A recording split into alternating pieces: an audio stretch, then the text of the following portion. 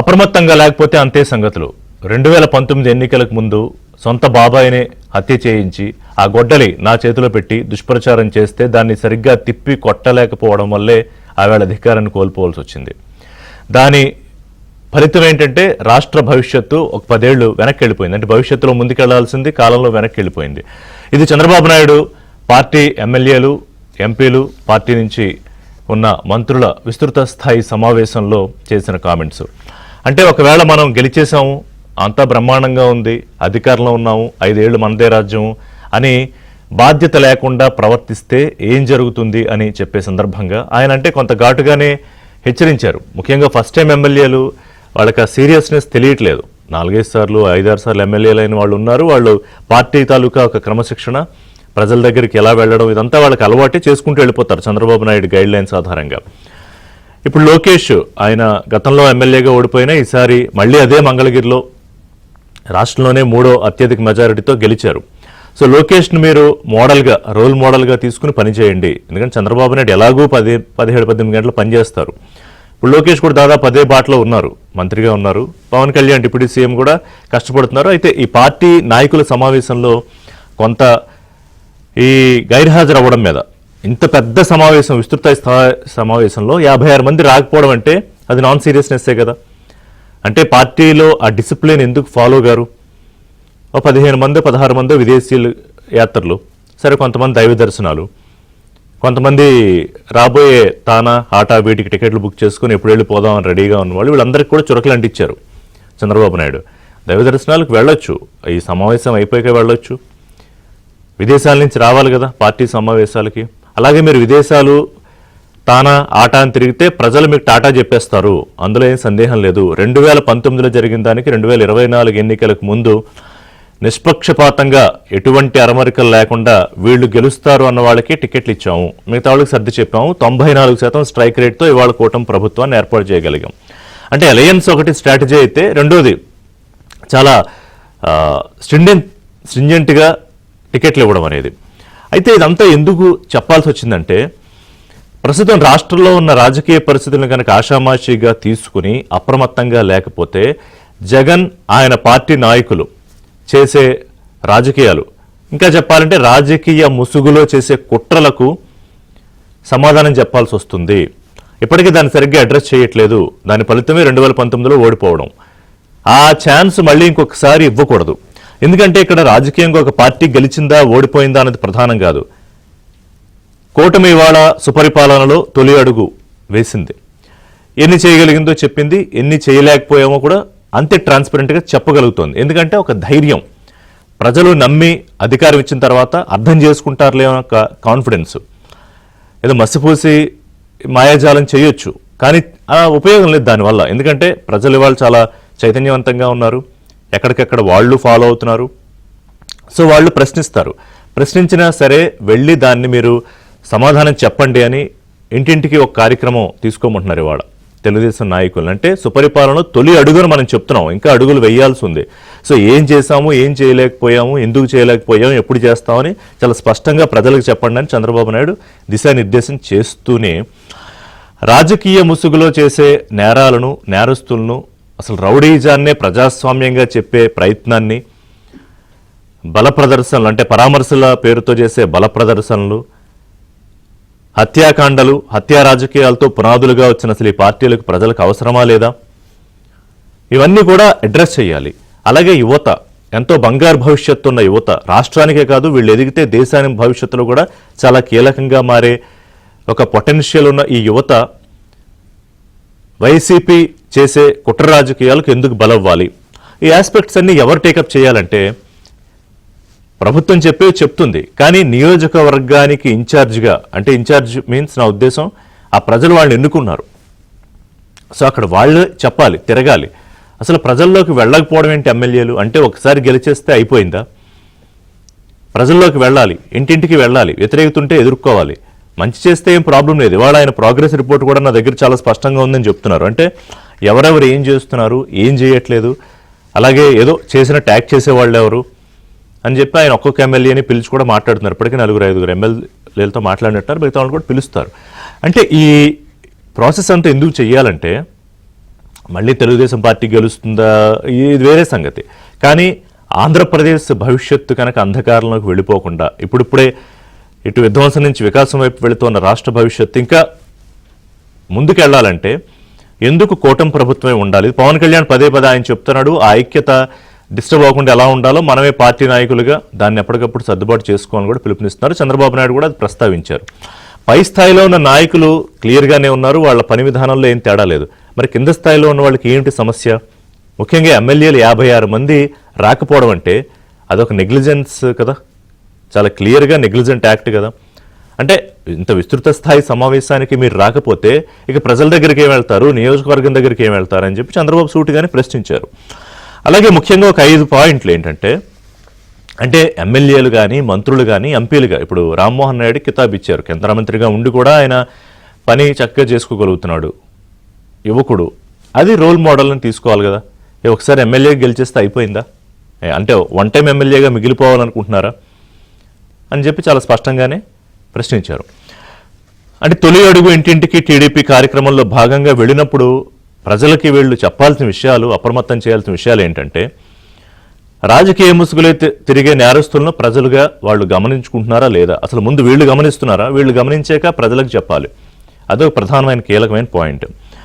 ఇక రౌడీజాన్నే ప్రజాస్వామ్యంగా, అంటే the definition of democracy, దాన్నే మార్చేసే ఆలోచన చేస్తున్న జగను ఆయన పార్టీకి సంబంధించిన నాయకుల వికృత క్రీడల గురించి ప్రజలకు అర్థమయ్యేలాగా చెప్పడం, వీళ్ళకి బుద్ధి వచ్చేలాగా చెప్పడం ఎలాగా. అలాగే హత్యా రాజకీయాలే పునాదిగా, అంటే 2019లో ఎగ్జాంపుల్ చెప్పారు కదా, హత్యలు వాళ్ళు చేయించేసి దాన్ని నారాసు రక్త చరిత్ర అని చెప్పి, సరే పేపర్లు, టీవీలు, సోషల్ మీడియాలు ఉన్నాయి కాబట్టి కొంత సెక్టర్ ఆఫ్ పీపుల్ని ప్రభావితం చేయగలిగి దాని తాలూకా డ్యామేజ్ ఎంత జరిగింది అనేది గత 5 ఏళ్ళు గడిచిన 5 ఏళ్ళు చూసాం. సో దాని గురించి ఎట్లా చెప్పాల్సిన అవసరం ఉంది. అలాగే కేసులు, అరెస్టులు, జైళ్లే ఇదే ప్రాతిపదిక రాజకీయాలు అన్నట్టు మాట్లాడారు జగన్మోహన్ రెడ్డి ఓపెన్గానే, అదేమీ సీక్రెట్ కాదు, ఆన్ రికార్డ్ మాట్లాడారు. మరి ఇవే క్వాలిఫికేషన్లు ఆయన పార్టీ నాయకులకి చెప్తే మరి యువత అందుకే రెచ్చిపోతున్నారా? అంటే ఏదో గలాటా చేసి జైలుకి వెళ్ళాలి, లేకపోతే ఎవరినో నరికేస్తాం అంటే ఎంత ధైర్యంగా వాళ్ళు 2029లో మేము అధికారంలోకి వచ్చాక తెలుగుదేశం పార్టీ నాయకులు రప్పా నరికేస్తామని ప్లకార్డులు, ఫ్లెక్సీలు, కత్తులతో వీరంగాలు ఇన్ని ఓపెన్గా పబ్లిక్గా చేయగలుగుతున్నారు భయం లేకుండా. అంటే తెలుసుగా అది వీడియో రికార్డ్ చేసి పెడుతున్నారంటే అది పోలీసుల అటెన్షన్లోకి వెళ్తుంది, గవర్నమెంట్ అటెన్షన్లోకి వెళ్తుంది, మీడియా అటెన్షన్లోకి వెళ్తుంది. అయినా ఏమిటా ధైర్యం? జగన్మోహన్ రెడ్డి ఆ ధైర్యం. నేను చంద్రబాబు నాయుడు అదే అన్నారు, గంజాయి బ్యాచ్ను ప్రోత్సహించడం, నేరస్తుల్ని ప్రోత్సహించడం, జైలుకి వెళ్ళి పరామర్శలు చేసి ఇంకా మీరు ఏదో ఒకటి చేసి జైలుకి వెళ్ళాడని చెప్పడం ద్వారా ఏం చెప్పాలనుకుంటున్నారు ఆయన? సరే, పాస్టర్ హత్య, మతం రెచ్చగొట్టే ప్రయత్నం, దళితులని కులాన్ని రెచ్చగొట్టే ప్రయత్నం, అంటే ఒక పక్కాగా జరుగుతున్న కుట్ర ప్రణాళికలను ఎలా అడ్డుకోవాలి, అది ప్రజలకు ఎలా చెప్పాలి, ఈ యువత బలవకుండా ఎలా కాపాడాలనే బాధ్యత మీరు కనుక భుజాల మీదకి ఎత్తుకుని, అంటే ఎమ్మెల్యేలు కనుక భుజాల మీదకి ఎత్తుకుని వెళ్ళకపోతే ఉపయోగం లేదు అనేది చంద్రబాబు స్పష్టం చేశారు. మాట్లాడదాం ఒక బ్రేక్ తర్వాత. ఎంతవరకు ఇది వెళ్తారు ఇంటింటికి కార్యక్రమంలో, ఎంత సీరియస్గా తీసుకుంటారు, అసలు ఇప్పటికే నాన్ సీరియస్గా ఉండడానికి కారణం ఏంటి? అంటే 164 వచ్చి అధికారంలోకి వచ్చేస్తే అంతా అయిపోయిందా? అధికారం శాశ్వతమని నాయకులు, ఎమ్మెల్యేలు వీళ్ళు అనుకుంటున్నారా? పెద్ద సీనియర్ నాయకులు అనుకోరు, ఎందుకంటే వాళ్ళు చూశారు, దశాబ్దాలుగా తెలుగుదేశం పార్టీలో ఉన్నవాళ్ళు గెలుపు చూశారు, ఓటములు చూశారు, తర్వాత అరాచకాలు చూశారు, అణచివేతలు చూశారు. కానీ కొత్తగా ఎన్నికైన ఎమ్మెల్యేలకి అంతా కొంచెం ఫ్యాన్సీగా ఉంది. రాజకీయ ముసుగులో కుట్రలు చేస్తూ యువతను రెచ్చగొడుతూ ఏదో నేరాలు చేసేయడమే రాజకీయాలకు ఒక క్వాలిఫికేషన్ అన్నట్టుగా ఒక పిక్చర్, ఒక రాంగ్ ఇమేజ్ పోర్ట్రే చేస్తున్న జగన్ అండ్ ఆయన పార్టీ విషయంలో ఇటు తెలుగుదేశంలో గెలిచిన ఎమ్మెల్యేలు సీరియస్గా తీసుకుని కార్యక్రమాలు చేపట్టకపోతే ఎలాగా అని నేను సీరియస్గానే చెప్పారు చంద్రబాబు నాయుడు. పిల్లి మాణిక్యరావు గారు lid cap chairman, Telugu Desam party senior నాయకులు, గాది వెంకటేశ్వరరావు గారు జనసేన పార్టీ సీనియర్ నాయకులు, సత్యమూర్తి గారు రాజకీయ విశ్లేషకులు ఇవాళ డిబేట్లో జాయిన్ అవుతున్నారు. నమస్కారం అండి అందరికీ. సో మాణిక్యరావు గారు, చంద్రబాబు నాయుడు గారు ఇంతకు ముందులాగా, అంటే ఆయన ఎప్పుడూ విషయానికి వచ్చినప్పుడు చాలా స్పష్టంగానే సూటుగానే ఉంటారు. సరే, ఇంతకుముందు కొంత బుజ్జగించే ధోరణి ఉండేది, కానీ ఈసారి అంటే జరుగుతున్న పరిణామాలు చూసి ఆయనకు కూడా కొంత విసుగు పుట్టింది. అంటే విసుగు పుట్టిందని ఎందుకన్నానంటే, అప్రమత్తం చేసి వీళ్ళని అలర్ట్ చేయకపోతే కనుక జరిగే ప్రమాదం వీళ్ళ గొలిపోటములు కాదు, రాష్ట్ర భవిష్యత్తు ప్రశ్నార్థకంలో పడుతుంది. కాబట్టే అంత సీరియస్గా చెప్పారు, అంత సీరియస్గా తీసుకున్నారు ఎమ్మెల్యేల విషయంలో అనుకోవాలా? నమస్కారం అండి. మీకు ప్యానెల్లో ఉన్నటువంటి సత్యమూర్తి గారికి, వెంకటేశ్వర గారికి, వీక్షకులందరికీ నమస్కారం అండి. నమస్కారం. నా మాట వినపడుతుంది కదా? క్లియర్ గా ఉందండి. నిజమే. చంద్రబాబు నాయుడు గారు లాంటి ఒక సీనియర్ పొలిటీషియన్, ఆయన ఎప్పుడు రాష్ట్ర భవిష్యత్తు తప్ప వేరొకటి రాజకీయం కాదు అని చెప్పేసి అనుకునేటువంటి వ్యక్తి. 40 సంవత్సరాల పాటు ఉమ్మడి ఆంధ్రప్రదేశ్ లో గాని, విభజిత ఆంధ్రప్రదేశ్ లో గాని తెలుగు వాళ్ళ కీర్తి ప్రతిష్టలు, తెలుగు రాష్ట్రాల అభివృద్ధి, తెలుగు రాష్ట్ర ప్రజల యొక్క భవిష్యత్తు రాజకీయం అనుకునేటువంటి వ్యక్తి. చంద్రబాబు నాయుడు గారి దృష్టిలో రాజకీయాలంటే ఇవి. ప్రజలు బాగుండాలి, మంచి పేరు ప్రఖ్యాతులు ఈ జాతికి రావాలి, ప్రపంచంలో గుర్తింపు రావాలి. ఆయన తపనంతా ఇది. ఇలాంటి రాజకీయాలు చేసి అనేకమైనటువంటి సంస్కరణలు, అభివృద్ధి, టెక్నాలజీకి అనుసంధానం చేసి ఈ రాష్ట్ర ప్రజలు అంటే తెలుగు ప్రజలందరూ కూడా దేశ విదేశాల్లో ప్రమాణమైనటువంటి జీవితాన్ని అనుభవించే విధంగా, అట్లాగే రాష్ట్రంలో కూడా బాగుండే విధంగా రాజకీయాలు చేసేది. అలాంటి వ్యక్తి కూడా జగన్మోహన్ రెడ్డి లాంటి రాజకీయ నాయకుడిని చూడలేదని కొన్ని వందల సార్లు చెప్పాడు. చాలా మంది రాజకీయ నాయకులు చూశాడు ఆయన. నేదురుమల్లి జనార్దన్ రెడ్డి, లేకపోతే కోట్ల విజయభాస్కర్ రెడ్డి, లేకపోతే ఇంకొకతనో ఎన్టీఆర్ గారు, లేకపోతే దేశ రాజకీయాల్లో వాజ్పేయి గారు, ఇలాంటి చాలా రాజకీయ నాయకులను చూశారు. జగన్మోహన్ రెడ్డి లాంటి రాజకీయ నాయకుడిని చూడలేదు. ఇంకొక మాటలో చెప్పాలంటే జగన్మోహన్ రెడ్డివి అసలు రాజకీయాలే కాదు అని చంద్రబాబు నాయుడు గారు అంటారు. మీరు కనుక గమనిస్తే ఇలాంటి ఒక సైకో తత్వం ఉన్నటువంటి వ్యక్తి, రాజకీయానికి సిద్ధాంతం గాని, రాజకీయానికి ఒక అర్థం గాని లేకుండా రాజకీయాలను ఎంచుకున్నటువంటి వ్యక్తి జగన్మోహన్ రెడ్డి అని చెప్పేసి ఆయన అంటాడు. అందుకనే నిన్న మాట్లాడేటప్పుడు కూడా ఆయన పదే సార్లు చెప్పినటువంటి మాటలు, నిన్న మాట్లాడినటువంటి మాటలు కూడా జగన్మోహన్ రెడ్డి హత్యా మార్గాల్ని రాజకీయాలుగా ఎంచుకున్నాడు. నిజంగా ఆయన తండ్రి అధికారంలో ఉన్నప్పుడు లక్షల కోట్లు ఎట్లా సంపాదించాలి అని ఆయన సంపాదించుకున్నాడు. ఆ లక్షల కోట్ల ద్వారా అధికారంలోకి రావాలంటే ఏం చేయాలనే దాన్నే మార్గంగా ఎంచుకున్నాడు. తండ్రి యొక్క మరణంతో ఆయన్ని నమ్మినటువంటి వాళ్ళు, రాజశేఖర రెడ్డిని అభిమానించేటువంటి వాళ్ళు ఎవరైతే ఉన్నారో వాళ్ళందరూ కూడా చనిపోయి కొంత బాధలో ఉన్నటువంటి పరిస్థితుల్లో దాన్ని తన రాజకీయ పునాదిగా మార్చుకున్నాడు. ఇందాక మీరు చెప్పినట్టు రాజకీయ పునాదిగా మార్చుకున్నాడు. ఆ పునాది మీద నిలబడి అధికారం అనే మెట్టెక్కాలనుకున్నప్పుడు తన సొంత కుటుంబ సభ్యుల్ని అత్యంత పాశవికంగా చంపి, ఆ చంపినటువంటి విధానాన్ని మొత్తాన్ని ప్రత్యర్థ రాజకీయ పార్టీల మీద, ముఖ్యంగా చంద్రబాబు నాయుడు గారి మీద వేసి బురద చల్లి, రక్తం చల్లి, ఆ అడుగేసి అధికార పీఠ మీద కూర్చున్నటువంటి వ్యక్తి జగన్మోహన్ రెడ్డి. వచ్చిన తర్వాత ఇక మనం చూసాం అసలు ఒక విధ్వంసం, రాజ్యాంగ విధ్వంసం, ప్రజా విధ్వంసం, అభివృద్ధి విధ్వంసమే ఎజెండాగా నడిపినటువంటి వ్యక్తి. ఈ పరిస్థితుల్లో చంద్రబాబు నాయుడు గారు 5 ఏళ్ల పాటు అయ్యో నేను ఒక కనీసం 2 గంటలు కనుక కేటాయించి వివేకానంద రెడ్డి అడితే ఎట్లా జరిగింది, ఏం జరిగింది, జగన్మోహన్ రెడ్డి మానసిక పరిస్థితి ఏంటి, అతను రాజకీయాలకు వాడుకున్నటువంటి ఆయుధాలు ఏంటి అని కనుక నేను గనుక గమనించి ఉంటే 5 ఏళ్ల పాటు జగన్మోహన్ రెడ్డి వచ్చేవాడు. రాష్ట్రానికి పెను ప్రమాదం తప్పు ఉండేది. జగన్మోహన్ రెడ్డి వచ్చేవాడు కాదు. జగన్మోహన్ రెడ్డి లాంటి వాడు గనక రాకపోయి ఉంటే రాష్ట్రం అభివృద్ధి 20 ఏళ్ళు వెనకపోవడంతో పాటు కులాల మధ్య, మతాల మధ్య విద్వేషాలు వచ్చాయి కాదు, ప్రాంతాల మధ్య విభేదాలు వచ్చాయి కాదు, హత్యా రాజకీయాలకి బ్రాండ్ అంబాసిడర్ లాంటి వ్యక్తులు రాష్ట్రానికి వచ్చేవాళ్ళు కాదని ఆయన బాధపడతా ఉన్నాడు. ఆయన మాట్లాడింది కూడా అదే. అందుకే ఆయనకి ఎందుకు కోపం వచ్చిందంటే, ఇంత వాళ్ళు వికృతంగా రాజకీయం చేస్తున్నప్పుడు వీళ్ళు ఇంత నాన్ సీరియస్ గా ఎలా తీసుకుంటారు అని కొంతమంది. అదే ఇక్కడ కొంతమంది నిన్నే కాదు, మేము గత 5 సంవత్సరాల్లో మాలాంటి వాళ్ళు చాలా మంది, మన డిబేట్ లో ఉన్నటువంటి మేధావులు కానివ్వండి, లేకపోతే ప్రజాస్వామికవాదులు కానివ్వండి, అందరూ కూడా ఒక 2 సంవత్సరాలు 19 నుంచి 20-21 వచ్చే నాటికల్లా ఇక వాళ్ళు మానసిక ఆవేదనకి గురై, ఆందోళనకి గురై రాష్ట్రంలో ఉన్నటువంటి ప్రతి ఒక్కళ్ళు వాళ్ళ పద్ధతిలో రోడ్ల మీదకి రావడమో, ఉద్యమించడమో, ఏదో ఒకటి చేసి ఈ రాజ్యాంగేతర శక్తి అయినటువంటి జగన్మోహన్ రెడ్డిని తుదముట్టించకపోతే అరాచకం ఒక సర్టిఫికేట్ తోటి ముందుకు వచ్చినట్టుగా, లేకపోతే మెడలో లైసెన్స్ చేసుకొని ముందుకు వచ్చినట్టుగా రాష్ట్రాన్ని సర్వనాశనం చేసిందని ప్రాణాలకు తెగించి 5 సంవత్సరాల పాటు పోరాడటం ద్వారా ప్రజలు గుమ్మనంగా కూర్చున్నట్టు మనకి కనపడ్డా చాలా విఘ్నులు ఆంధ్రప్రదేశ్ ప్రజలు. ఆలోచన చేసి ఎన్నికల సమయం వరకు చూసి ఎన్నికల్లో జగన్మోహన్ రెడ్డికి ఇచ్చినటువంటి దెబ్బ మామూలు దెబ్బ కాదు. ఇంకొక విషయం మాణిక్యరావు గారు, 5 ఏళ్లలో ఆ అరాచకాలు తట్టుకోలేక కొంతమంది రాష్ట్రం వదిలి పారిపోయిన పరిస్థితులు కూడా మనకు తెలుసు. వాళ్ళు మళ్ళీ ఎన్నికల నాటికి వచ్చారు, వాళ్ళ ఓటు హక్కుతో సమాధానం చెప్పడానికి వచ్చారు. ప్రజల్ని పల్నాడు లాంటి ప్రాంతంలో కొంతమంది ఓటేయలేదనే పేరు మీద రాష్ట్రాలు వదిలే పరిస్థితి చేశారు. కక్షదారులను కొంతమందిని తీసుకొచ్చి పోలీసుల సమక్షంలో పోలీసుల అండతోటి విక్రమం అనే ఒక దళిత యువకుడు లాంటి వాళ్ళని అతను ఓటేసి హైదరాబాద్ లో దాక్కుంటావంటారా నువ్వు అని చెప్పేసి వాడిని చంపినటువంటి పరిస్థితులు ఉన్నాయి. ఆ వ్యాపారవేత్తలందరూ పారిపోయినటువంటి పరిస్థితులు ఉన్నాయి. రోడ్ల మీద గోడలు కట్టేటువంటి వాళ్ళు, లేకపోతే మేము చెప్పినట్టు లేకపోతే మీకు సంక్షేమ పథకాలు ఇచ్చేవాళ్ళు కాదనే, అసలు ఒకటి కాదు ఇన్ని రకాలు చేసిన తర్వాత ప్రజలు చైతన్యవంతులై చంద్రబాబు నాయుడు గారు లాంటి వాళ్ళు రోడ్ల మీదకి వచ్చి ఎన్నో పోరాటాలు చేసి పవన్ కళ్యాణ్ గారు లాంటి వాళ్ళు మా లాంటి వాళ్ళు నిత్యం ఇంట్లో నుంచి బయటికి రావాలంటే ఆ రోజు ప్రజాస్వామ్యం ఉండేటువంటి పరిస్థితి లేదు. అలాంటి పరిస్థితుల్లో 5 సంవత్సరాలు పోరాటం చేసి రాష్ట్రాన్ని ఈ రోజు గాడిలో పెట్టుకుంటా ఉన్నాము.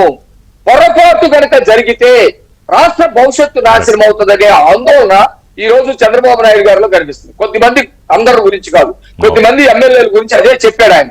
వాళ్ళు వాస్తవానికి ఈ యుద్ధంలో ఉండి ఉండకపోవచ్చు, రాష్ట్రం గురించి తెలిసి ఉండకపోవచ్చు, ప్రజలు ఏ విధంగా వేదన పడ్డారో, కష్టాలు పడ్డారో, అసలు బ్రతకడానికి వీలైనటువంటి పరిస్థితులు అనుభవించారో, ప్రభుత్వం ఒక టెర్రరిజాన్ని ఏ విధంగా ప్రదర్శించిందో ఆ టెర్రరిజానికి ప్రజలు ఎంత బలయ్యారు అనేది కొద్ది మందికి తెలియదు. అందువల్ల బాబు గారు నిన్న అంత సీరియస్ గా చెప్పాడు, ప్రజల్లోకి వెళ్ళాలి, ఎప్పుడు ప్రజల్లోనే ఉండాలి.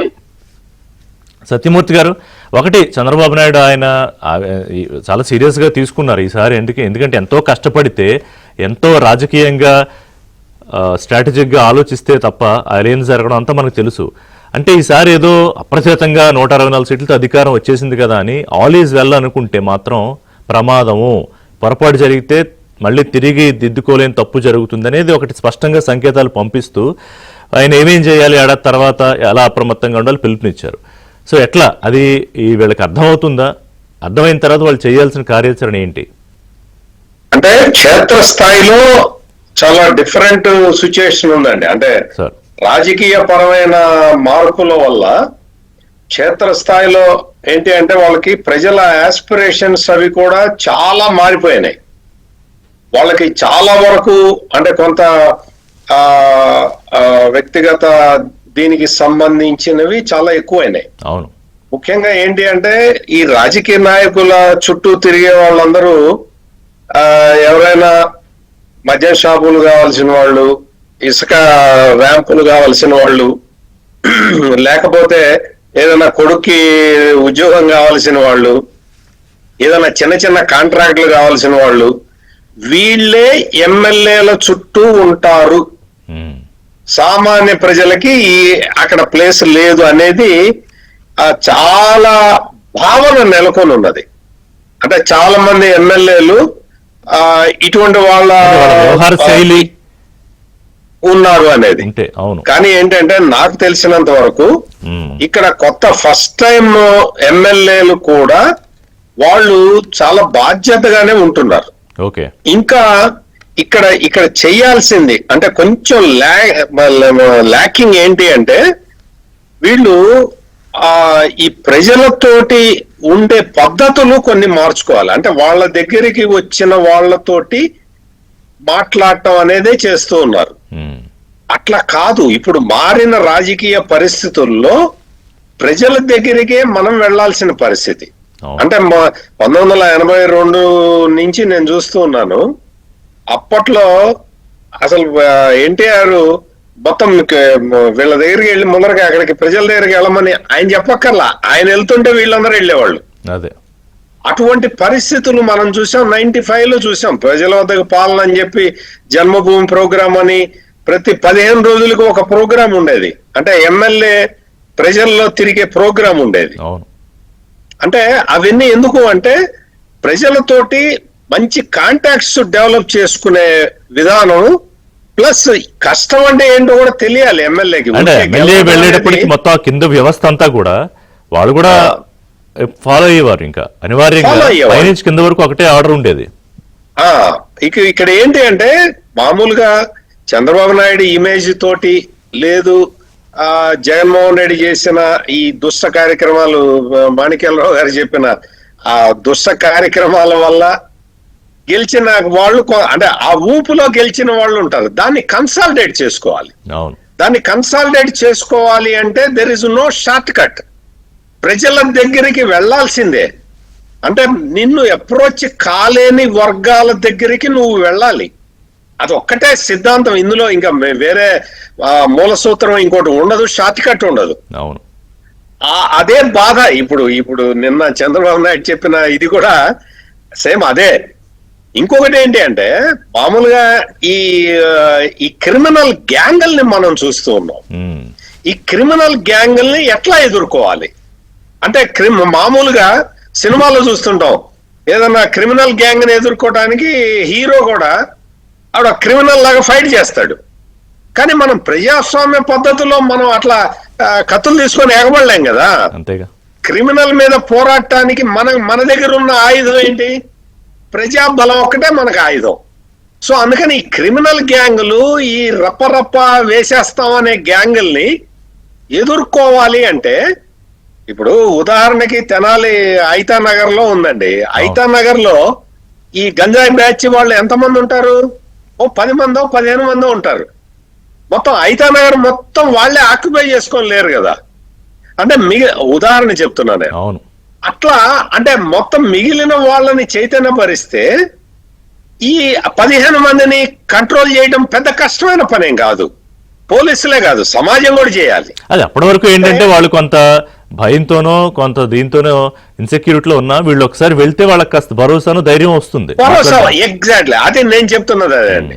ఇప్పుడు అంత ముందర ఉన్న వైసీపీ ఎమ్మెల్యే ఆ మొత్తం ఈ లంపెన్ గ్రూప్స్ అన్నిటికీ కూడా హెల్ప్ చేశాడు, వాళ్ళనే వేసుకొని తిరిగాడు. ఇప్పుడు ప్రస్తుత ఎమ్మెల్యే ఆ పని చేయట్లేదు కదా. సో అందుకని పోలీసులకు కూడా ఈజీ అవుతుంది కంట్రోల్ చేయటం, ప్రొవైడెడ్ ప్రజలతోటి మనం ఉన్నాము అనేది కనుక పార్టీ అంటే తెలుగుదేశం కావచ్చు, జనసేన కావచ్చు, బీజేపీ కావచ్చు, వీళ్ళు కనుక అది ఎస్టాబ్లిష్ చేసుకోగలిగితే ఇంకా ముందరికి వెళ్తుంది ఫర్దర్ గా. ఈ సందర్భంగా నేను ఇంకొకటి అంటే ఒక చిన్న ఎగ్జాంపుల్ చెప్తాను. అంటే ఇప్పుడు గుర్తొచ్చింది కాబట్టి, ఇప్పుడు నెల్లూరు రూరల్ ఎమ్మెల్యే ఉన్నాడు కోటమిరెడ్డి శ్రీధర్ రెడ్డి. ఆయన అక్కడే తిరుగుతుంటాడు, అక్కడే చేస్తుంటాడు, ఏదో ఒక ప్రోగ్రాం పెడుతూ ఉంటాడు. మీరు తెలుగుదేశం పార్టీ ఇచ్చే ప్రోగ్రాం కాకుండా ఆయన పర్సనల్ ప్రోగ్రామ్స్ కూడా పెట్టుకొని తిరుగుతూ ఉన్నాడు. మీరు గమనించండి. అంటే ఊరికే అంటే ఆయన ఒక్కనే కాదు, సీఎం కూడా అన్నారు ఏదో సందర్భంలో. ఎగ్జాక్ట్లీ ఆయన అంటే ఉదాహరణగా గుర్తొచ్చాడు కాబట్టి చెప్పాను నేను. సో అంటే పర్సనల్ అంటే వేరే ప్రోగ్రామ్స్ కూడా ఇచ్చి ప్రజల దగ్గరికి ఎట్లా వెళ్ళాలి అనేది అతన్ని చూసి కూడా మనం తెలుసుకోవచ్చు. అంటే ఎవరు కూడా లైట్ గా తీసుకోవడానికి వీల్లేదు. అది అదే అసలైన పాయింట్. అది ఎందుకు అంటే ప్రజలు ఇప్పుడు వీళ్ళు ఈ మెయిన్ గా ఇప్పుడున్న సొసైటీలో అండి ఈ క్రిమినల్ గ్యాంగ్స్ కి ప్రజలు భయపడే పరిస్థితి ఉన్నది. ఈ క్రిమినల్ గ్యాంగ్స్ వాడెవడో వచ్చేసి నేను నరికేస్తా చంపేస్తా అంటూ ఉంటే ప్రజలు తిరగబడాలి కదా. సో ఆ చైతన్యం తీసుకురావాల్సిన బాధ్యత ప్రస్తుత పరిస్థితుల్లో ఎమ్మెల్యేల మీదే ఉన్నది. ఈ క్రిమినల్ గ్యాంగుల మీద మీరు అన్న పాయింట్ కరెక్టే. ఇప్పుడు మళ్ళీ తెనాలి ఎగ్జాంపుల్ తీసుకుంటా, ఏదో అడ్డుపడ్డాడని అరెస్ట్ చేస్తామన్నాడు పోలీసుని ఇంటికి వెళ్ళి చంపినంత పని చేశారు. ఆ తర్వాత కదా గొడవ అంతా జరిగింది. అంటే ఒక పోలీస్ విషయంలోనే వాళ్ళు అంత రెచ్చిపోతుంటే పాపం ఇంకా మామూలు వాళ్ళు మాట్లాడితే ఏమవుతుందని భయం ఉంటుంది, సహజంగా ఉంటుంది. ఆ భయాన్ని మనం దూరం చేయాలి. అవును, మేము మాణిక్యాలరావు గారికి తెలుసు, జగన్ అంటే అంత ముందర సొసైటీలో పూర్తి భయం ఉండేది. ఆ భయాన్ని లోకేష్ యువగళం పాదయాత్రతో వెళ్ళి మీరు ప్రశ్నించండి అని చెప్పి వాళ్ళని అడిగి ప్రజలు ప్రశ్నించేలాగా చేశాడు. దాంతో కొంచెం భయం దూరమై పోలింగ్ వరకు పోలింగ్ బూత్ వరకు చాలా మంది ప్రజలు వచ్చారు. అది జరగకుండా పోయినట్టయితే అంటే ఈ పవన్ కళ్యాణ్ వారాహి యాత్ర ఇవన్నీ కూడా దానికి ఉపకరించినాయి అనమాట. ఎగ్జాక్ట్లీ. జీవో 1 తెచ్చి మొత్తం అణిచివేద్దామని ప్రయత్నం చేసినా కానీ ప్రజల దగ్గరికి లీడర్లు వెళ్ళారు, టాప్ లీడర్స్. దానివల్ల ప్రజల్లో భయం పోయి పోలింగ్ బూత్ వరకు రావటం వల్ల ఈ మార్పు జరిగింది. ఈ మార్పుని కంటిన్యూ చేయటానికి సేమ్ ఇంటెన్షన్ లో అంటే అదే డెన్సిటీ ఇంటెన్సిటీ తోటి ఇప్పుడు ఉన్న ఎమ్మెల్యేలు ప్రజల దగ్గరికి వెళ్లాల్సిన అవసరం అయితే ఖచ్చితంగా. చంద్రబాబు నాయుడు సరే, డిప్యూటీ సీఎం గా ఉన్న పవన్ కళ్యాణ్, లోకేష్ అందరూ ఈ అడ్మినిస్ట్రేషన్ లో అంటే సుపరిపాలన ఒక అడుగు అయింది, తర్వాత 2వ అడుగు లక్ష్యం ఏమిటి, దాన్ని ఎంత ఫాస్ట్ గా తీసుకెళ్ళాలి. ఇక వాళ్ళు సపోజ్ ఎగ్జాంపుల్ వాళ్ళు క్వాంటమ్ వ్యాలీకి సంబంధించి ప్రతినిధులు, వాళ్ళతో మీటింగులు, ప్రపంచ బ్యాంక్ ప్రతినిధులు వస్తున్నారు, వాళ్ళతో మీటింగులు, మరోవైపు ఈ టెండర్లు, ఈ వ్యవహారం అంతా నడుస్తూ ఉంటుంది. వాళ్ళు చేసే పనులు వాళ్ళు చేస్తారు, కుదిరినప్పుడు వెళ్తారు. అలాగే మంత్రులు, వాళ్ళ శాఖలు, ఎమ్మెల్యేలు ఏంటంటే ఒకటే లక్ష్యంగా ఉండాలి అనేది, ఏది వచ్చిన అధికారాన్ని నిలబెట్టుకోవడం. దేనికోసం? పార్టీ అధికారంలో ఉండి విర్రవీగడానికి కాదు, రాష్ట్ర భవిష్యత్తు కోసం అనేది. ఆషామాషిగా తీసుకున్న అధికారం, పదవులు శాశ్వతం అనుకున్న బాధ్యత తీసుకోకపోయినా అంతే సంగతులు. చాలా స్పష్టంగా దీని తాలూకా రిజల్ట్ ఉంటుంది అని చెప్పారు. ఎందుకంటే ఒకవైపు రాష్ట్రంలో గంజాయి బ్యాచ్లు, కత్తులు వేరంగాలు, ఎలా పడితే అలా రెచ్చిపోతున్న యువతను కంట్రోల్ చేసే బాధ్యత ఎవరు తీసుకోవాలి? సరే, లా అండ్ ఆర్డర్కి సంబంధించి పోలీసులు వాళ్ళ పని వాళ్ళు చేస్తారు, కానీ ముఖ్యంగా రాజకీయ నాయకులు ఆయా నియోజకవర్గాల్లోనూ లేకపోతే ఆయా పరిషత్తు వాటి పరిధిలోనూ కీలకంగా దీని మీద బాధ్యత తీసుకుంటే తప్ప అవ్వదు. వెంకటేశ్వరరావు గారు కరెక్టే కదా చంద్రబాబు చెప్పింది. ఎందుకంటే మొన్న పవన్ కళ్యాణ్ గారు కూడా ఇదే విషయాన్ని సూటిగా చెప్పారు, అంటే ఒక వార్నింగ్ లాగే ఇచ్చారు సుపరిపాలన సభలో. బహుశా ఇప్పుడు 94% స్ట్రైక్ రేట్ అంటే అందులో ఇప్పుడు 100% స్ట్రైక్ రేట్తో జనసేన కూడా ఉంది అధికారంలో. బహుశా మీ పార్టీ ఎమ్మెల్యేలు కూడా బహుశా ఏదైనా కార్యక్రమం తీసుకుంటారనుకుంటా. సో కలెక్టివ్గా ఇప్పుడు ఈ రాజకీయ ముసుగులో చేస్తున్న కుట్రలకు సమాధానం చెప్పడం ఎలా? రిషి గారు, పెద్దలు సత్యమూర్తి గారికి, నెట్ క్యాప్ చైర్మన్ మాణిక్యాలరావు గారికి శుభోదయం. నమస్కారం. నమస్కారం. నిన్న చంద్రబాబు నాయుడు గారు ఏదైతే చెప్పారో దాన్ని మనం రాజకీయాల్లో ఉండే ప్రతి ఒక్కళ్ళు కూడా ఏమంటాం, దాన్ని ఒక కేస్ స్టడీ అంటామో లేదంటే ఒక పుస్తకంలో ఒక పాఠ్యాంశం, ఒక పాఠ్యాంశం లాగా తీసుకోవాలి దాన్ని. అది ఆ పార్టీ పక్కన కదా, అసలు రాజకీయాల్లో ఉన్నటువంటి ఏ వ్యక్తి అయినా, రాజకీయాల్లో ఉండేటటువంటి ఎవరైనా సరే దాన్ని ఎప్పుడు కూడా రోజు ఉదయాన్నే చూసి ఒకసారి చదువుకోవాల్సినటువంటి అంశాలు ఆయన మాట్లాడింది. నేను ఇదో రాజకీయాలకు వచ్చాం, లేకపోతే గాల్లో ఒక్కోసారి గాల్లో గెలిచేస్తాం, ఒక్కోసారి డబ్బులతో గెలుస్తాం, డబ్బులతో గెలవగానే అయిపోద్ది అనుకునే వాడికి అందరూ కూడా నాకు క్లియర్ గా చెప్పాడు చాలా. ఎందుకంటే రాజకీయాల్లో చంద్రబాబు నాయుడు గారికి ఉద్యోగం రాజకీయమే. ఆయనకి గత 40 ఏళ్ళ నుంచి చూస్తున్నాం కదా, ఆయనకి ఇంకా రెండో వ్యాపకం ఉండదు. అవును, అధికారంలో ఉన్న అధికారం లేకపోతే, ఎందుకంటే ఆయన అధికారం ముఖ్యమంత్రిగా ఉన్నా లేకపోతే ఎమ్మెల్యేగా ఉంటాడు. అన్ని ఇంకా ఆయన అంటే వృత్తి, ప్రవృత్తి, అనురక్తి అన్ని రాజకీయాల్లోనే. ఆయనకి ఇంకా రెండోది లేదు, ఆయన ఉద్యోగం అదే ఇంకా. సో మరి అట్లా ఉండబట్టే ఇవాళకి కూడా ఆయన కుప్పం నియోజకవర్గం నుంచి అప్రతిహతంగా గెలవగలుగుతున్నాడు కదా. అదే ఉదాహరణగా తీసుకోవాలి, ఒక పాఠ్యాంశంగా తీసుకోవాలంటే. అందుకని నేను చెప్పేది రాజకీయాల్లో ఉండదలుచుకున్న వాళ్ళకి. కానీ ఇవాళ దురదృష్టం ఏంటంటే రాజకీయం ఫ్యాషన్ అయిపోయింది. ఇవాళ చాలా మంది ఒక ఫ్యాషన్ గా వస్తున్నారు. అదేదో హోదాగా పరిగణించి ఏదో సంపాదించిన ఏదో ఒక రకంగా సంపాదిస్తున్నారు కదా, ఆ సంపాదించిన డబ్బులు తీసుకొచ్చి ఇక్కడ పెడితే ఒక 5 years మనం ఎంజాయ్ చేయొచ్చు అనే భావన. నేను వాస్తవం మాట్లాడుతున్నా తప్పు మాట్లాడుతున్నా అనుకుంటారు కానీ నిలబడితే వాట్ ఐ ఫీల్, నేనైతే ఫీల్ అవుతున్నాను. చాలా మంది అట్లా ఉన్నారు ఇవాళ. ఇట్లా ఉండబట్టే ఇవాళ నిన్న చంద్రబాబు నాయుడు గారు ఎక్కడ చెప్పారనుకోండి నేను అనుకుంటున్నాను ఖచ్చితంగా. అసలు ఒకసారి ఎమ్మెల్యేగా గెలిచిన తర్వాత ఆయన యొక్క డ్యూటీ ఏంటండి, ఒక్కొక్క నియోజకవర్గంలో దాదాపు 1,50,000 ఓట్ల వరకు ఓట్లు 1,50,000 వరకు ఖచ్చితంగా ఉంటాయి కదా, మినిమం 1,50,000 ఓట్లు ఉంటాయి అనుకుంటారు. సో జనాభా ఎంతమంది ఉంటారు, దానికి 3/4 వేసుకోవచ్చు మనం ఖచ్చితంగా ప్రతి ఇంట్లో కూడా. సో ఒక్కొక్క నియోజకవర్గంలో 4-5 లక్షలు ఉండేటువంటి ఒక టెరిటరీకి నిన్ను ప్రభుత్వ పరంగా ఒక అధికారం దమ్మా లేకపోతే ఇంకోటి దమ్మా రాదు అనుకుందాం, ఏదైనా కానీ ఇవాళ రాజులాగానే ఫీల్ అవుతాను అనుకోండి. అట్లా ఉన్నప్పుడు నీ వ్యాపకం ఎలా ఉండాలి? చంద్రబాబు నాయుడు గారు లాగా ఉండాలి కదా. అసలు ఒకళ్ళు వెళ్ళమని చెప్పేదంటే అసలు ఒక నీ పార్టీ అధ్యక్షుడు కానీ లేదంటే ముఖ్యమంత్రి ఉన్న వ్యక్తి కానీ మీకు చెప్పాలన్నా వెళ్ళమని. రోజు ఏదో ఒకటి ఖచ్చితంగా నియోజకవర్గంలో ప్రజలకి అన్ని లక్షల మంది ఉన్నప్పుడు ఖచ్చితంగా వాళ్ళకి ఏదో ఒక సమస్య ఉంటుంది కదా. నిన్ను ఎన్నుకున్నందుకు ఆ ప్రాంతానికి వాళ్ళ సమస్యను తీర్చుతావనే కదా, తీర్చాల్సిన బాధ్యత నీ మీద ఉంది కదా ఎమ్మెల్యే అయిన తర్వాత. అంటే ప్రజలకు అనునిత్యం అందుబాటులో ఉండాలి కదా. అక్కడ ఒకరికి ఏదైనా అవసరం కావచ్చు, లేదంటే ఒకరిని ఇందాక మాట్లాడుకున్నట్టు ఏ గంజా బెచ్చనో ఇంకొకటి వచ్చి వాళ్ళని కొట్టొచ్చు. ఆ కొట్టినాడికి రక్షణ నువ్వే కల్పించాలి కదా. ఆ అవసరమైన వాడికి అవసరం తీర్చవలసిన బాధ్యత నీ మీదే ఉంది కదా.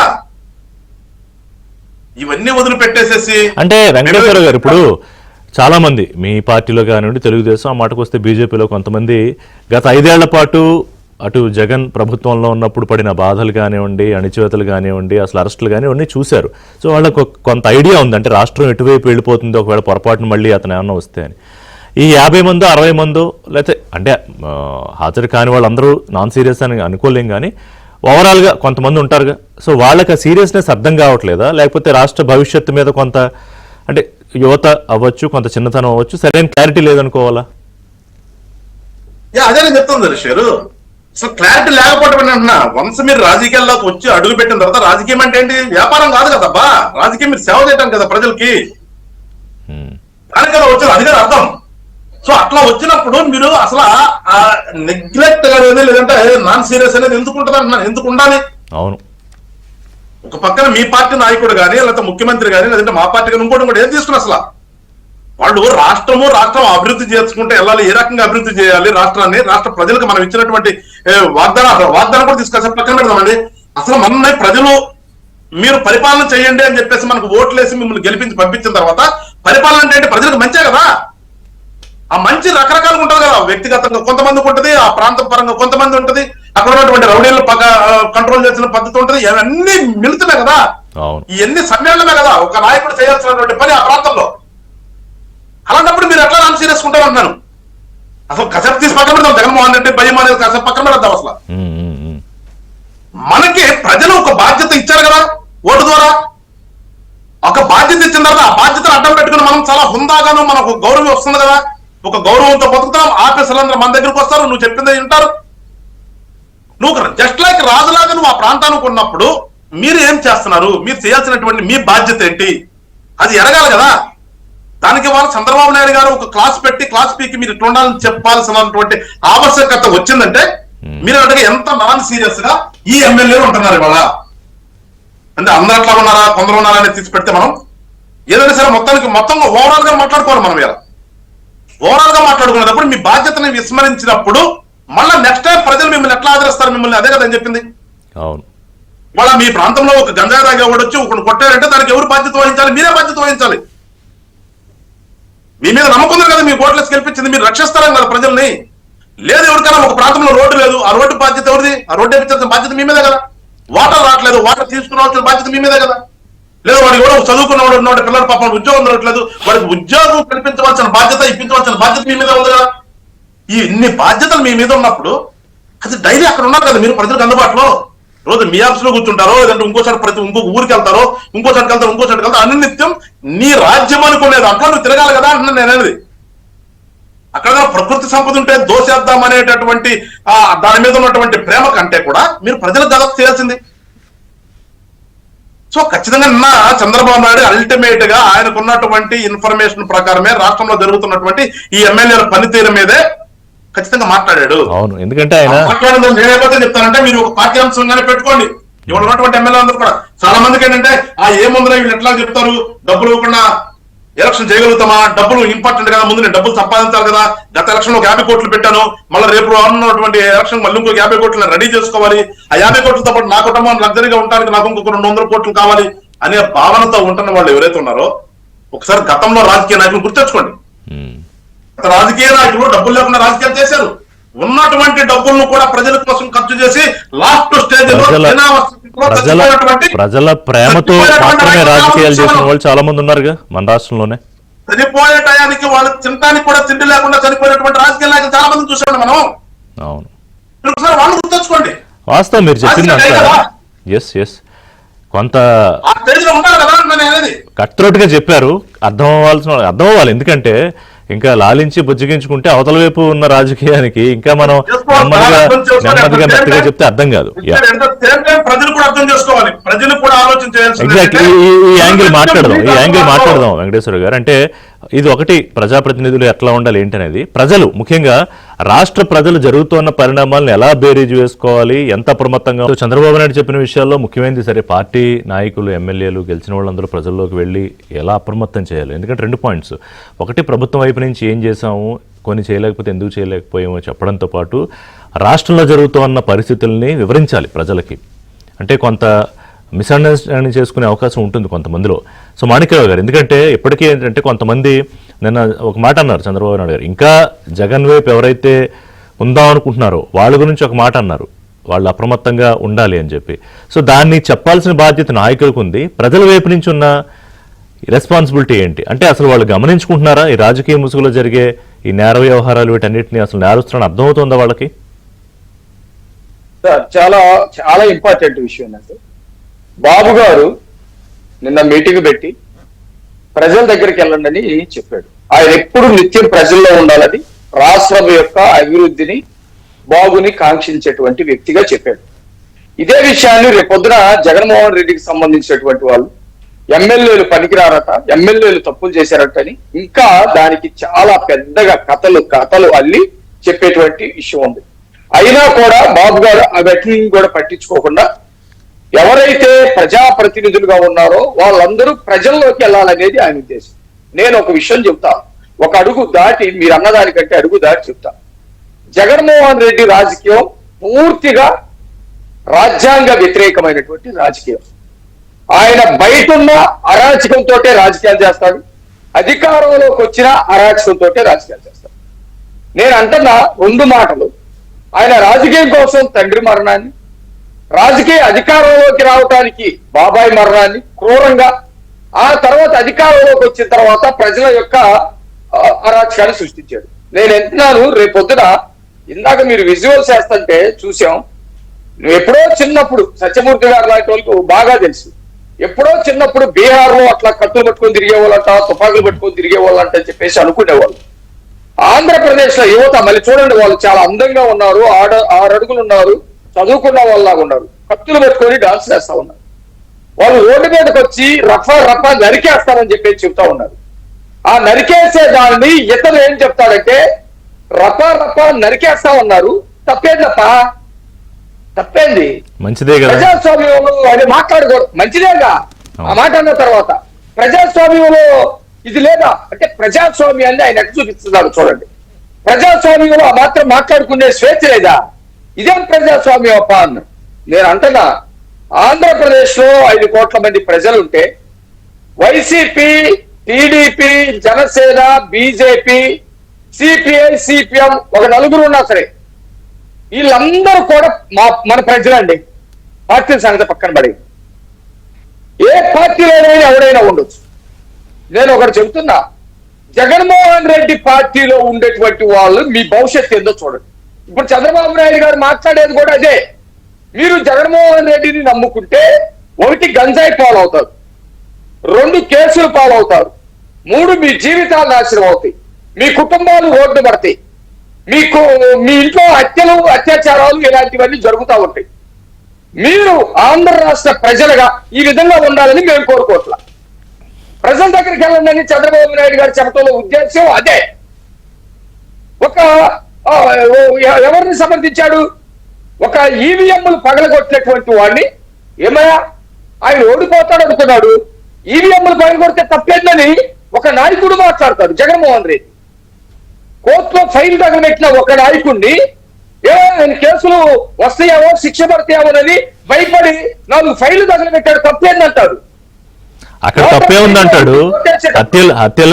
హత్యల కేసులో ఉన్న వాళ్ళనేమో చిన్నపిల్లాడు అంటాడు, పాపం అంటాడు. డైరెక్ట్ గా చంపినటువంటి వాడిని అటు పిల్లవాడు చంపేశాడు, వాడికి ఏం తెలుసు అంటాడు. గంజాయి మత్తులో పౌరుల్ని భయభ్రాంతులు గురి చేస్తున్నటువంటి వాళ్ళని, వాళ్ళేదో గంజాయి కోసం దానికోసం చిన్నపిల్లలు తప్పు చేస్తే వాళ్ళని రోడ్డు మీద దండిస్తారా అంటారు. దండించింది. ఆ రోజు మేము కూడా సమర్థించలేదు. పౌరులకి ఒక భరోసా కల్పించాలంటే పోలీసులు తీసుకున్న చిన్న చర్య. నేను మళ్ళీ పక్కకి వెళ్లకుండా నేను ఒకటి చెప్తున్నా, జగన్మోహన్ రెడ్డి అంట ఏ కార్యకర్త అయినా ఎవరైనా జగన్మోహన్ రెడ్డిని ఎందుకు నమ్మి ఉండాలి? ఇది ఒకటి ప్రశ్న వేసుకోండి. మీకు దండం పెట్టి చెబుతున్నా, రాష్ట్రంలో జగన్మోహన్ రెడ్డి అమ్ముతున్నటువంటి నాయకులకి, కార్యకర్తలకి, ప్రజలకి మీరు ఏ పార్టీలోకి వెళ్ళాలండి, మా పార్టీలోకి రమ్మని కాదు, మీరు ఏ పార్టీలోకి వెళ్ళాలండి, ఎక్కడన్నా తిరగండి, ఏ పనన్నా చేసుకోండి, ఎట్లయినా బ్రతకండి. ఎందుకంటే తల్లి, చెల్లి, తండ్రి, బాబాయ్ పోయిన తర్వాత ఆయన రాజకీయాలు చేయాలనుకుంటే మీ జీవితాలతోటే రాజకీయాలు చేస్తాడు. మిమ్మల్ని హత్యలకి ప్రేరేపిస్తాడు. చెడ్డ అలవాట్లకి మీరు లోనయ్యేటట్టుగా, బానిసలయ్యేటట్టుగా జగన్ చేస్తాడు.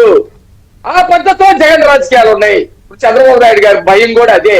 మీరు వెళ్ళండి ముందు, మనం ఏం చేయగలిగాం. ఇప్పుడు నేను మన డిబేట్ చూస్తూనే నేను కొన్ని కామెంట్స్ చూసా, పని కట్టుకొని ఉన్నారు. వాస్తవానికి తెలుగుదేశం పార్టీ వాడు ఒక్కడ కూడా దీంట్లో కామెంట్ పెడతలా, జనసేన వాళ్ళు ఒక్కడ కూడా కామెంట్ పెడతలా.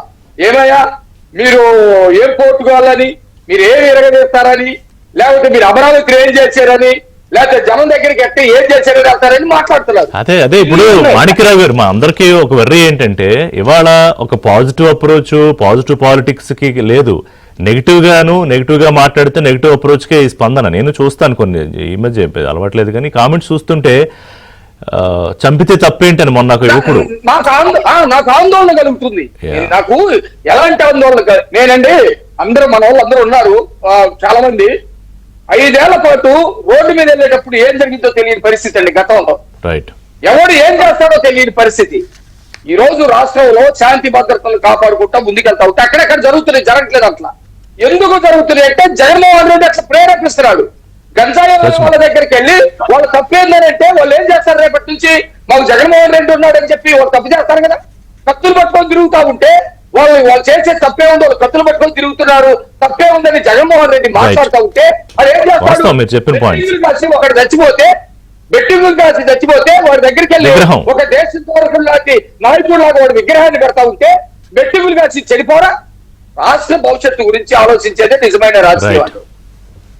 సత్యమూర్తి గారు, ఇప్పుడు ఆయన చెప్పిన దానికే కంటిన్యూషన్ ఏంటంటే ఇవాళ ఆయన మొన్న ఎప్పుడో మాట్లాడుతూ ఏమయ్యా రాజకీయాలు అంటే జైళ్ళు, కేసులు, అరెస్టులు అన్ని మామూలు అంటే ఏం ఇండికేషన్ ఇస్తున్నారు ఆయన? ఇప్పుడు ఈ కత్తులు పెట్టుకునే వాళ్ళు, లేకపోతే రక్తాభిషేకాలు చేసేవాళ్ళు, ఇంకోటి చేసేవాళ్ళు భయమే ఉంటుంది.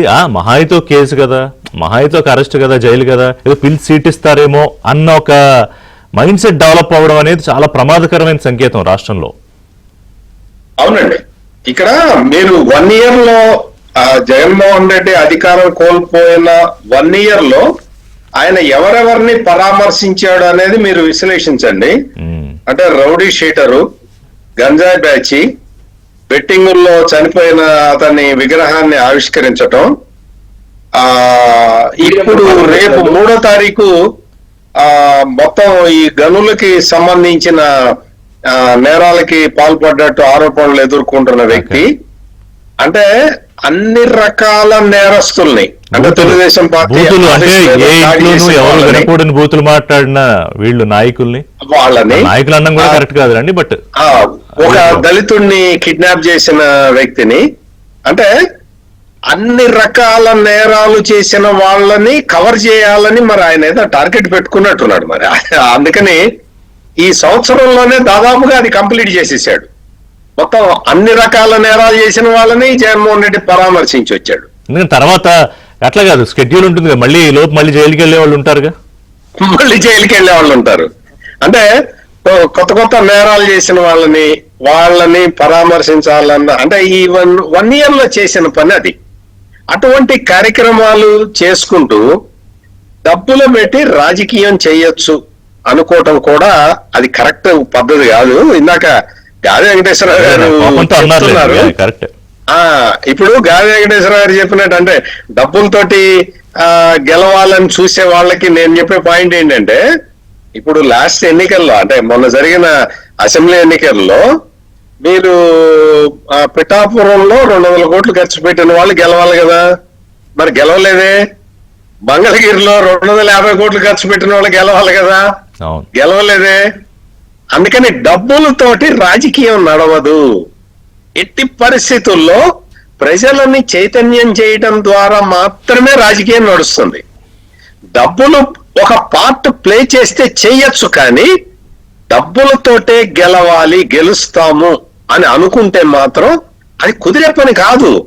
ఎందుకంటే పిఠాపురంలో మనం మండలానికి ఒక నాయకుడిని పెట్టి, మండలానికి ఒక నాయకుడు, ఆ పెద్దిరెడ్డి మిథున్ రెడ్డి ఒక మండలానికి నాయకుడు అక్కడ, అంటే ఓట్లు వేయించడానికి, డబ్బులు ఖర్చు పెట్టడానికి, ఆ ముత్తగా పద్మనాభరెడ్డి ఒక మండలానికి, ఇట్లా నాయకుల్ని పెట్టి డబ్బులు ఖర్చు పెట్టినా కానీ పిఠాపురంలో గెలవలేకపోయారు కదా.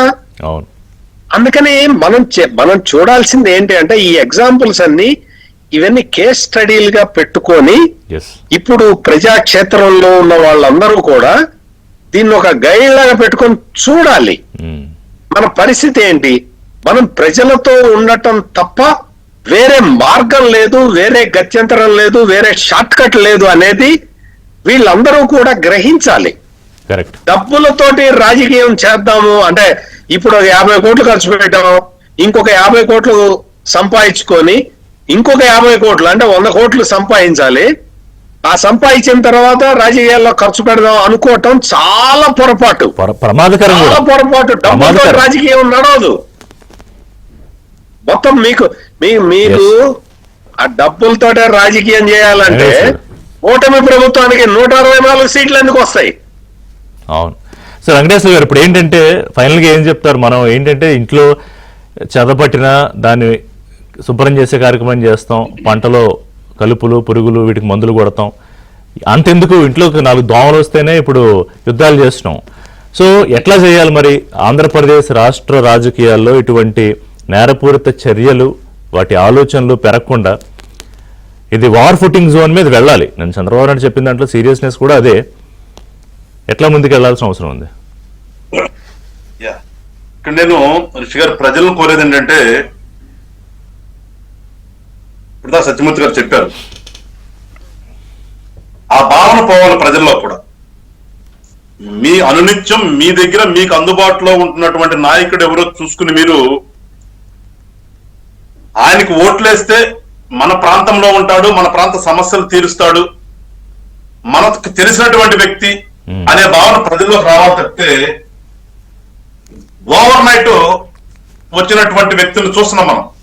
అంటే ప్రజాస్వామ్యంలో అవకాశం ఉంది కదా, రాష్ట్రంలో ఓటున్న వాళ్ళు ఎక్కడికి వెళ్ళి నుంచోవచ్చు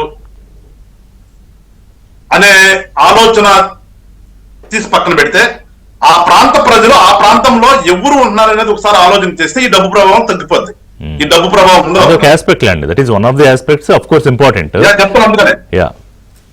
అప్పుడు ఈ నాయకులు కూడా వాళ్ళకి అందుబాటులో ఉంటారండి. ఈ సోకాళ్ళు ఈ గెలిచినటువంటి ఎమ్మెల్యే కూడా ఆ ప్రాంతం వాడైతే ఆ ప్రాంతంలో ఖచ్చితంగా ఉండి తీరాల్సిందే కదా, అక్కడే ఉంటాడు, అందుబాటులో ఉంటాడు, వాళ్ళ దగ్గర తిరుగుతాడు, వాడు నిలదీయగలుగుతారు, వాళ్ళు కూడా వాళ్ళకి యాక్సెస్ ఉంటుంది. ఇప్పుడు నాకు మీతో యాక్సెస్ ఉంటే మిమ్మల్ని నేను అడగలుగుతాను, అంతేగాని తెలియకుండా ఉన్నటువంటి సత్యమూర్తి గారిని నేను ప్రశ్నించలేను కదా, ఆయనకి ఎదురు తిరిగి మాట్లాడలేను. ఒక్కోసారి మనకు రోజు పరిచయం అయ్యి రోజు మన ముందు తిరుగుతున్న వ్యక్తిని నిలదీయగలిగేటటువంటి ఇంటరాక్షన్ కోర్ లెవెల్లో డెవలప్ చేసుకోవాలి, ఉండాలి.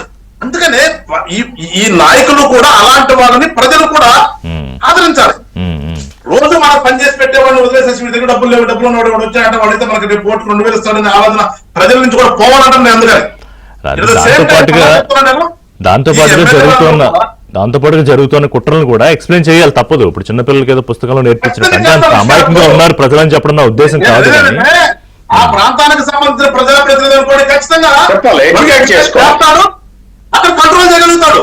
అక్కడ కంట్రోల్ చేయగలుగుతాడు. ఎవడు రబ్బినో ఎవడు గంజాడో ఆయన తెలుసు, దానికి అది ఉంటుంది.